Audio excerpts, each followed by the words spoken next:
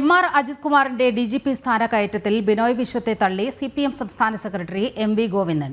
ബിനോയ് വിശ്വം പറഞ്ഞത് CPIയുടെ നിലപാടാണ്. പാർട്ടിയുടെ നിലപാട് ആലോചിച്ച് പറയും. ബിനോയ് വിശ്വം പറഞ്ഞതിനോട് യോജിപ്പില്ലെന്നും MV ഗോവിന്ദൻ പറഞ്ഞു.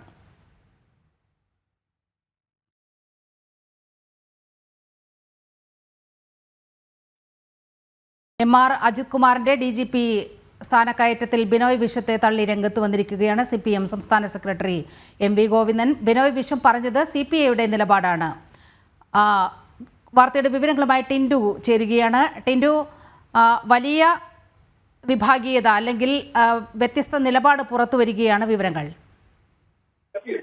നീലിമ, ഈ ADGP എം.ആർ. അജിത് കുമാറിനെ DGP ആയി സ്ഥാനക്കയറ്റം നൽകിയതിൽ CPIക്ക് കനത്ത ഒരു എതിർപ്പുണ്ടായിരുന്നു. ആ എതിർപ്പ് പല ഘട്ടങ്ങളിലും CPI പങ്കുവച്ചതാണ്.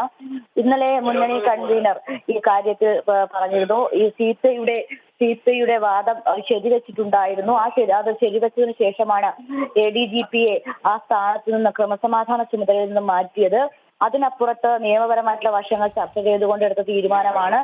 ആ തീരുമാനത്തിൽ തെറ്റുണ്ടാകില്ല എന്നാണ് ഇന്നലെ മുന്നണി കൺവീനർ വ്യക്തമാക്കിയത്.